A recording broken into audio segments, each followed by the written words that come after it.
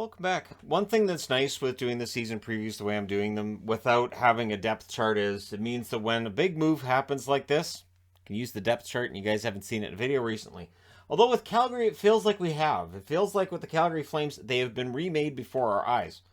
It's going to be really interesting to see how this works out. So, Kadri gets the 7-year contract with Calgary for $7 million per season, which was the same deal that was rumored to have been offered by the New York Islanders.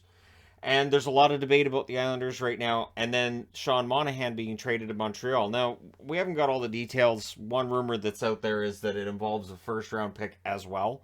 I would think that'd be lottery protected. But Monahan's contract being traded to Montreal. He's just got 1 year left. $6,375,000 is the cap hit.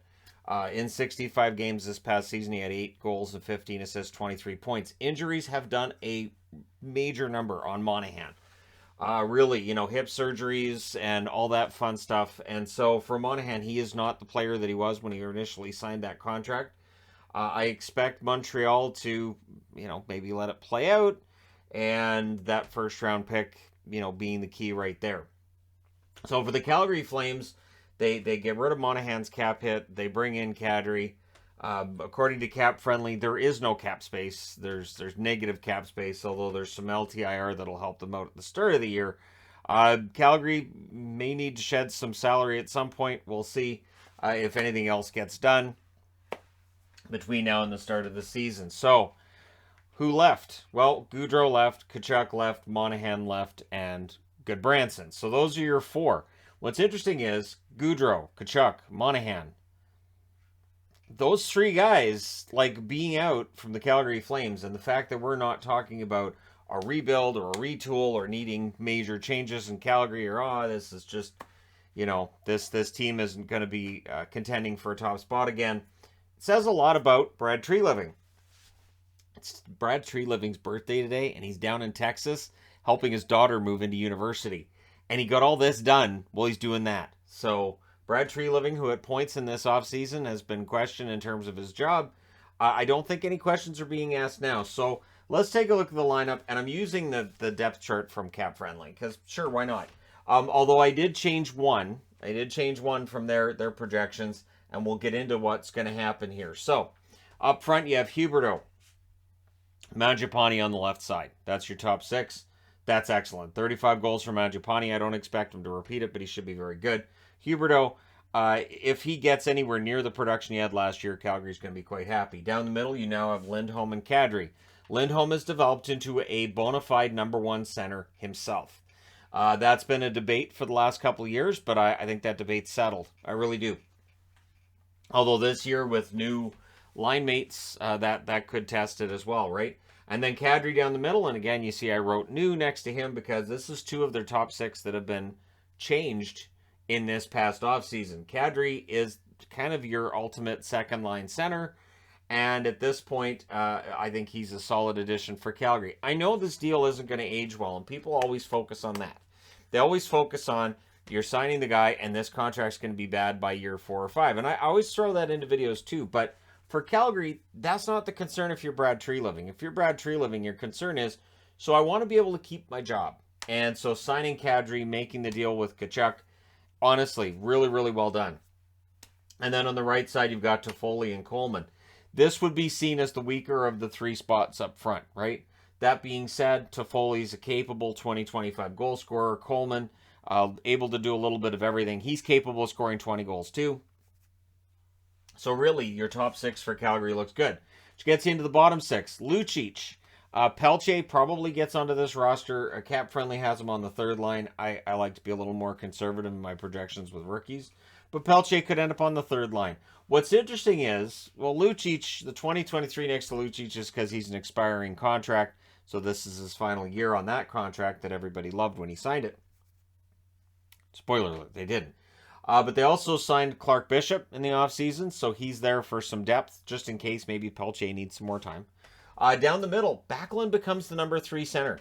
And that's fascinating to me because I kind of think Backlund belongs in that number 2 slot.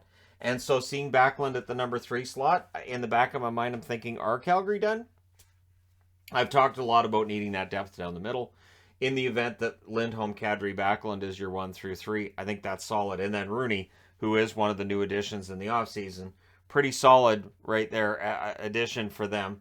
And then you've got Ruzicka, you've got Connor Zary, potentially down the middle as depth too. Ruzicka got into, I think, 28 games this past season. Didn't look that out of place. So we'll see who ends up getting that spot down the middle, right?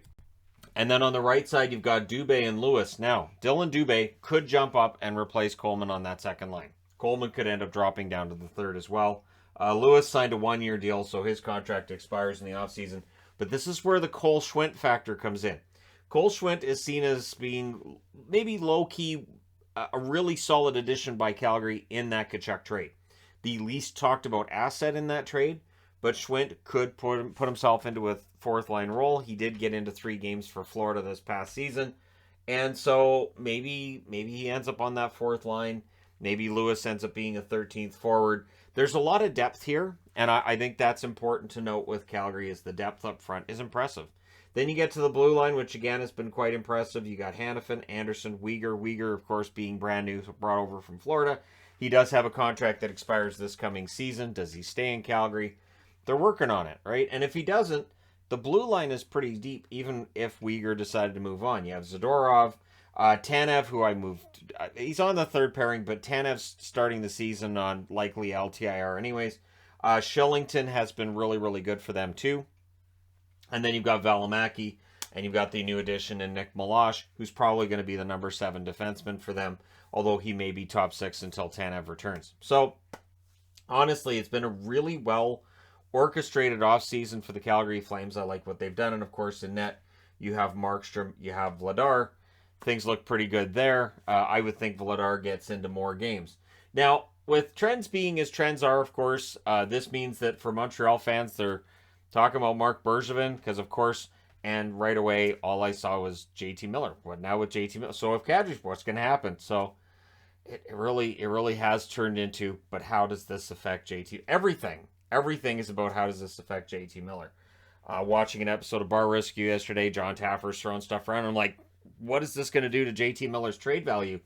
And then Yvonne gave me a little bit of a smack to snap me out of it, because, that's a problem. But yeah, so for Calgary, the team that's completely divorced from everything else going on with other teams, this is a good move. I like the Kadri signing. I think this is a good one. I understand people are going to look at this contract and say it's not going to age well, but this is a situation where for Brad Treliving, I think he understood that the pressure's on. This is a Calgary team that's won their division twice. The last time they won the division in 2019, they won the West in 2019. They were the number 1 team going in, and then they fell in the playoffs. And the following season, they weren't able to follow it up, and they ended up missing the playoffs not long after that too. You don't want to see that again if you're Calgary. You want to stay at the top. The moves that have been made this offseason, adding Huberdeau, adding Kadri, bringing in Rooney as a fourth liner, adding Schwindt in that deal for Tkachuk, bringing in Weegar as a top 4. The losses hurt, sure. Absolutely. I'm not trying to diminish losing Gaudreau and Tkachuk, but they both had career highs in points. And can they replicate that? We will never know, because they're no longer in Calgary. So it's possible Tkachuk scores more in Florida because he's in Florida. It's possible that Gaudreau gets a ton of pucks because he's in Columbus. I don't see him beating that 115 point total, but I don't think he would have got 115 in Calgary a second season in a row either. And I think Brad Treliving deserves a lot of credit for what he's done. I think the Flames have done a good job of making sure they're still going to be in the mix for top spot next year. But let me know your thoughts in the comment section below, as always, regarding the Calgary Flames. Don't forget to hit like and subscribe. If you're browsing your way through, you just happened upon this video. Thank you guys so much for watching, for all your support. I will talk to you again soon.